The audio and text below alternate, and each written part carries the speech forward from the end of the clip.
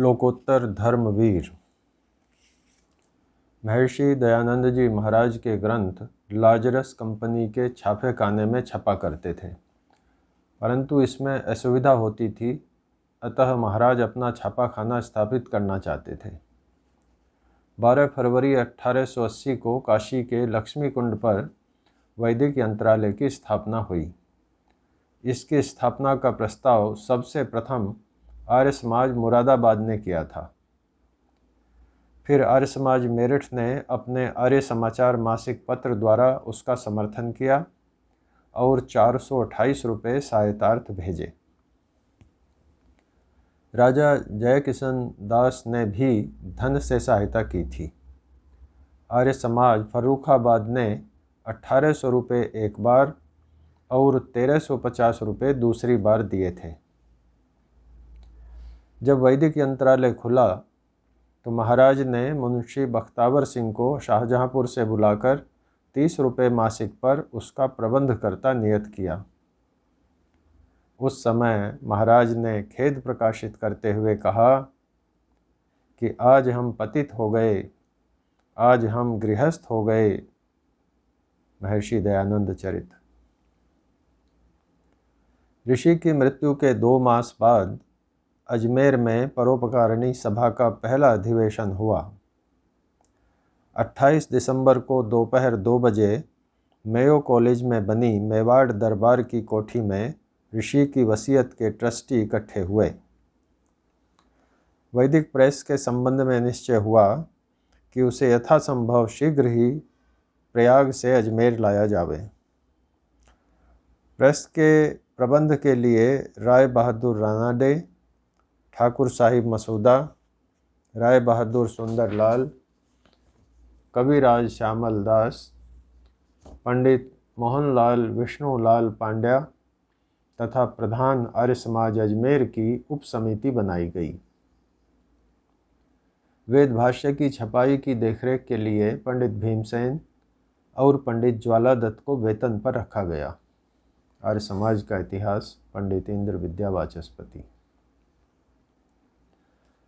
वैदिक यंत्रालय 1 अप्रैल 1891 को अजमेर आया। यंत्रालय में कई प्रिंटिंग प्रेस विदेशी थी, जिनकी आज एंटीक वैल्यू है। सैकड़ों कर्मचारी काम करते थे। भारतीय रेलवे का काफ़ी काम वैदिक यंत्रालय में होता था। ऋषि ग्रंथों की छपाई का काम तो होता ही था। कालांतर में ऐसी स्थिति आई कि काम कम होता चला गया और मशीनें खड़ी रह गईं। आचार्य धर्मवीर जी के साथ एकाधिक बार यंत्रालय की विजिट मैंने भी की थी। वैदिक यंत्रालय को प्रेस म्यूजियम बनाने का विचार हुआ था, सहमति भी थी, परंतु प्राथमिकताएं उस समय दूसरी थीं।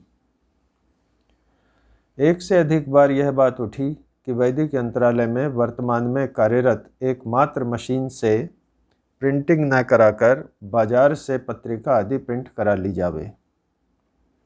धर्मवीर जी सहमत नहीं हुए तथा बोले कि यदि सभा यंत्रालय को बढ़ा नहीं पाई तो क्या उसके अस्तित्व को ही मिटा दिया जावे। समय आवेगा, मशीन बढ़ेगी, काम बढ़ेगा तो संभव है वैदिक यंत्रालय फिर से गरिमा में स्थिति को प्राप्त हो।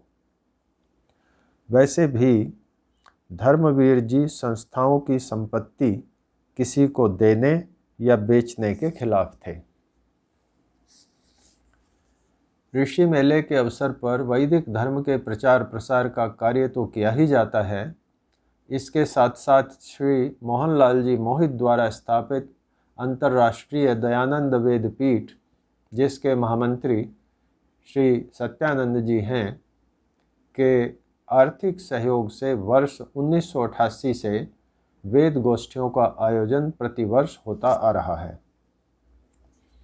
119वें प्रतिवेदन के अनुसार 25 गोष्ठियों का आयोजन हो चुका है।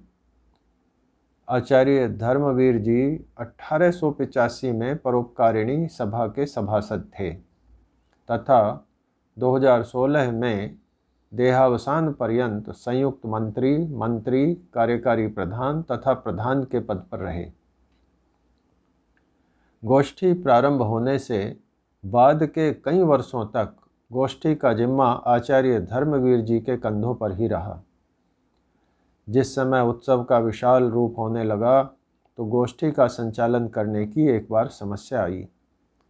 तब डॉक्टर सुरेंद्र कुमार व अन्य विद्वानों ने गोष्ठी का संचालन का कार्य संभाला। आचार्य धर्मवीर जी मूलतः विद्वान थे तथा विद्वत गोष्ठी उनका प्रिय विषय होता ही था। उन्होंने पूर्ण प्रयास करके वेदगोष्ठी को ऊंचाइयों तक पहुंचाया। उनके प्रयास से वेदगोष्ठी का स्तर वर्ष प्रतिवर्ष बढ़ता गया तथा विद्वानों के खोजपूर्ण विचारों की अभिव्यक्ति का माध्यम बन गया। विद्वानों के निबंधों को पुस्तक रूप में प्रकाशित किया जाने लगा। पिछले कुछ वर्षों से श्रेष्ठ निबंधों को प्रथम, द्वितीय एवं तृतीय पुरस्कार दिए जाने लगे। प्रथम पुरस्कार डॉक्टर वेद प्रकाश जी, दिल्ली विश्वविद्यालय। द्वितीय पुरस्कार डॉक्टर कृष्णपाल सिंह जी, जयपुर तथा तृतीय पुरस्कार डॉक्टर वेदपाल जी, मेरठ को प्रदान किया गया।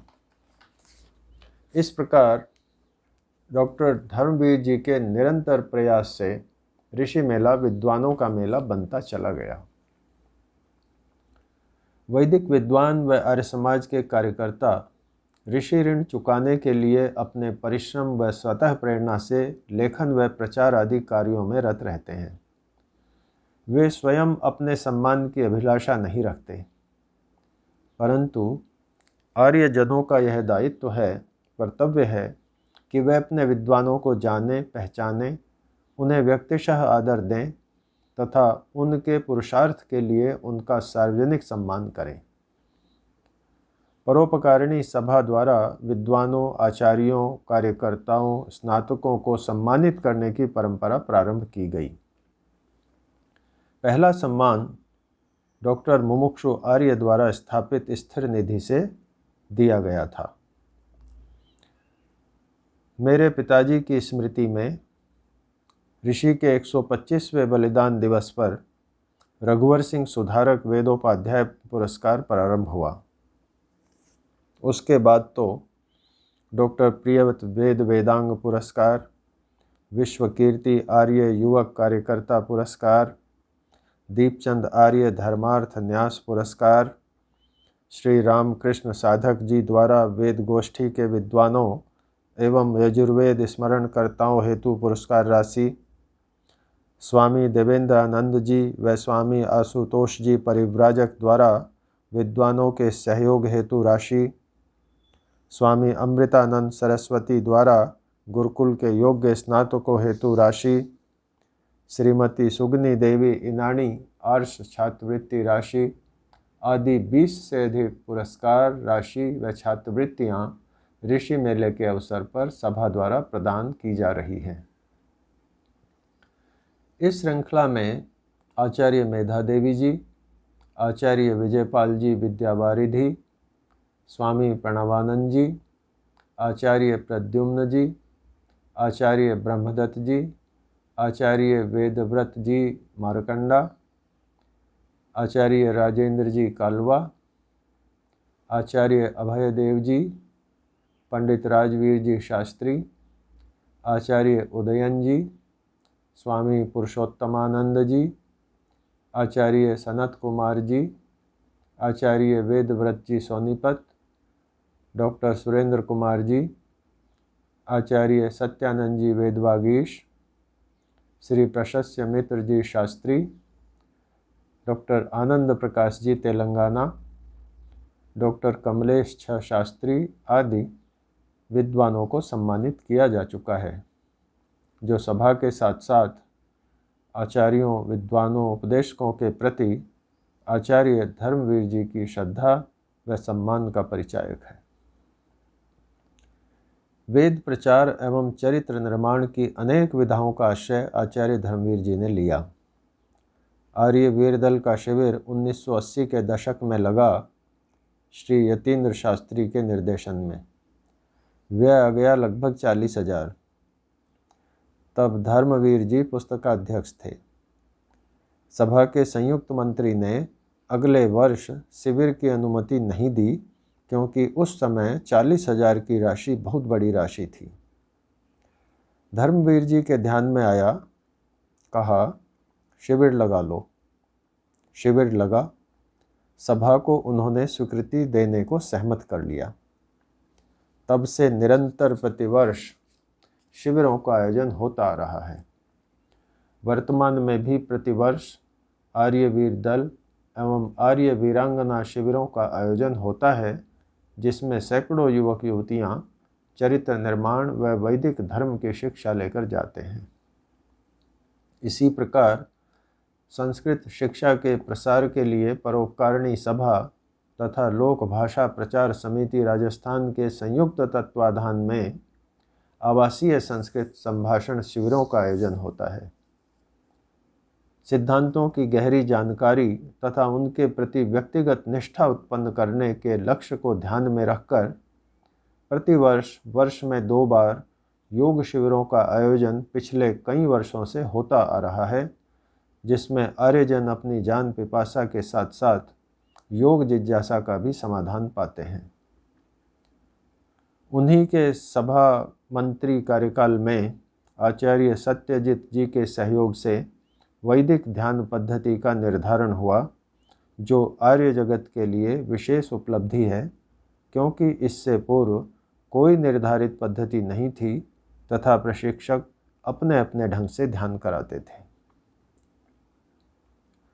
वैदिक धर्म प्रेमियों में आचार्य धर्मवीर जी के प्रति सम्मान व प्रेम है ही, अन्य मतावलंबी भी उनके प्रति गहरा सम्मान रखते थे।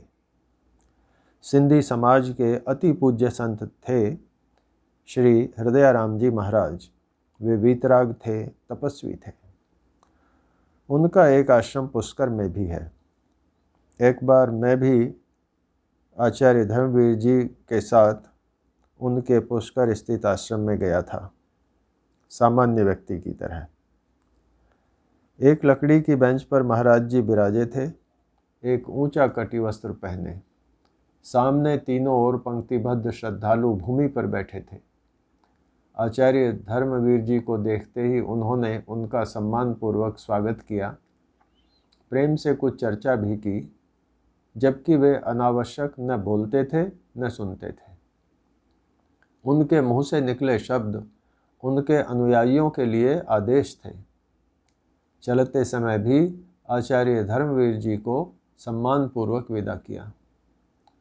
आर्यों को यह जानकर प्रसन्नता होगी कि संत श्री हृदयाराम जी महाराज की सद प्रेरणा व आशीर्वाद तथा उनके अनुयायियों शिष्यों के सहयोग से पिछले 20-21 वर्षों से प्रतिवर्ष वृष्टि यज्ञ ऋषि उद्यान की यज्ञशाला में उत्साह एवं श्रद्धापूर्वक होता चला आ रहा है।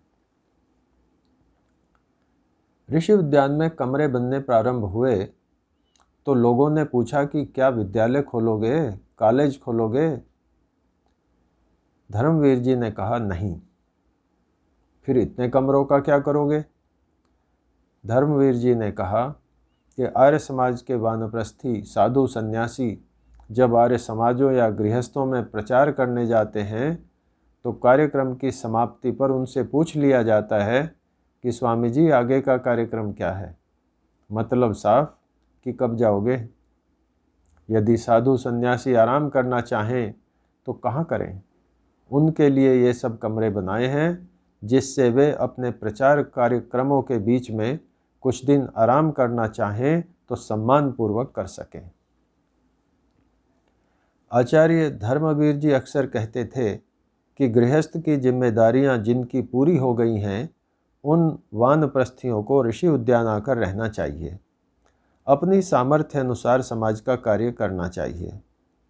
किसी ने पूछा, आप कितने दिन रहने की अनुमति देंगे, क्या काम करना होगा? धर्मवीर जी का कथन था कि आप आकर 10 दिन, 15 दिन, महीना रहो, देखो कि अनुकूल लग रहा है या नहीं। यह आपका घर है। अपने घर की तरह अपनी योग्यता अनुसार जो और जितना कार्य करना चाहें करें। एक वानप्रस्थी जी को उन्होंने ऋषि उद्यान आने के लिए कहा। वानप्रस्थी जी आ गए।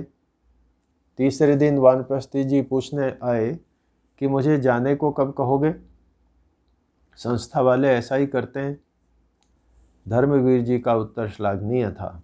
बोले, जब आप ऋषि उद्यान आवें तो पाचक को बता दें, जिससे भोजन व्यवस्था हो जावे। जब ऋषि उद्यान से जावें तो भी पाचक को बता दें, हमारी तो इतनी ही बाध्यता है। आचार्य धर्मवीर का हास्य भी तीखा था। बोले, मैं जब ऋषि उद्यान से भेजूंगा तो एक कनस्तर घी और एक बोरी सामग्री के साथ भेजूंगा और दोबारा आओगे ही नहीं। एक विशेषता की ओर ध्यान आकर्षित नहीं करना भूल होगी। आज आर्य समाज में एक एक संस्थाओं की कई कई संस्थाएं बन रही हैं। पता नहीं चलता कौन सी असली है। आपसी मुकदमेबाजी भी खूब है। जो श्रम व पैसा समाज के कल्याण के लिए लगना चाहिए था, वह मुकदमेबाजी में लग रहा है। स्वाभाविक है, आपसी भाईचारा भी इस प्रकार की संस्थाओं में कम हो जाता है। परंतु परोपकारिणी सभा की यह विशेषता रही कि संस्था संगठन को लेकर कोई मुकदमेबाजी नहीं हुई, एक की दो सभाएं नहीं हुई। संस्थाओं में आपसी मतभेद तो हो सकते हैं, लोकतांत्रिक संस्थाओं में यह दोष भी नहीं है, परंतु सभा में मनभेद निम्नतम स्तर पर रहे। इसका श्रेय सभा प्रधानों के साथ साथ आचार्य धर्मवीर के कुशल प्रबंधन, भविष्य चिंतन, संस्था हितानुकूल स्पष्ट निर्णय तथा सहिष्णुता को जाता है। यह भी एक कारण रहा कि परोपकारिणी सभा ने सभी क्षेत्रों में सफलता प्राप्त की।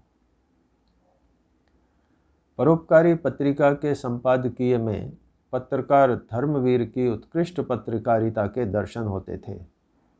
किसी विषय को स्पष्ट लिखना तो वे जानते ही नहीं थे, चाहे कोई नाराज हो या प्रसन्न। स्वामी विवेकानंद पर उन्होंने लेख लिखा था तथा सच्चाई को उजागर किया था। राजनीति पर लिखते तो राजनीतिज्ञ तिलमिला जाते थे। आरक्षण जैसे विषय पर भी लिखते तो एक अलग चिंतन साफ झलकता था। विदेश नीति जैसे गूढ़ विषय, जिन पर संस्कृत विद्वानों का अधिकार कम देखने को मिलता है, उनमें उन्हें प्रवीणता प्राप्त थी। सभी प्रकार के सामाजिक विचलनों, वर्तमान समस्याओं का सिद्धांत के आधार पर किया गया उनका विश्लेषण अद्वितीय होता था, हृदयगम्य होता था, रास्ता दिखाने वाला होता था। हम अपने सन्यासियों, विद्वानों, उपदेशकों, बलिदानियों के जीवन चरित्र को इसलिए पढ़ते हैं कि उनके जीवन की घटनाओं से जीवन जीने की कला आती है तथा किन परिस्थितियों में क्या निर्णय लेना है, इस क्षमता में वृद्धि होती है। हमें अपने इतिहास पर, इतिहास पुरुषों पर गर्व तो होता ही है। यदि जीवन में कोई कठिन परिस्थिति आती है तो विद्वान तो संभवतः अपनी विद्वत्ता से उसका रास्ता खोज सकता हो, परंतु सामान्य जनों को तो ये तत्र ब्राह्मणः समदर्शिनो युक्ता अयुक्ता अलुक्षा धर्म कामः स्युः यथा ते तत्र वर्तेरन् तथा तत्र वर्ते था। तैत्तिरीय उपनिषद का ही आश्रय लेना पड़ता है। महर्षि के शब्दों में, जब कभी तुझको कार्य व शील तथा उपासना ज्ञान में किसी प्रकार का संशय उत्पन्न हो तो जो भी समदर्शी, पक्षपात रहित, योगी, अयोगी, आर्द्रचित्त, धर्म की कामना करने वाले धर्मात्मा जन हों, जैसे वे धर्म मार्ग में वर्तें वैसे तू उसमें वर्ता कर। सत्यार्थ प्रकाश, तृतीय समोल्लास। आचार्य धर्मवीर जी के बहुआयामी भव्य व्यक्तित्व की समता प्राप्त करने के लिए कोई भी प्रयास करना चाहेगा। उनके व्यक्तित्व पर कुछ लेख लिख देने से उनके पूर्ण व्यक्तित्व का समाकलन नहीं हो सकता। उनका व्यक्तित्व किसी के महिमा मंडन का मोहताज नहीं। भगवान करें आचार्य धर्मवीर जैसे धर्मवीर आर्य समाज में अनेकों हो जावें, जिससे कृणवंतो विश्वमार्यम का घोष साकार हो सके। अगस्त 2017।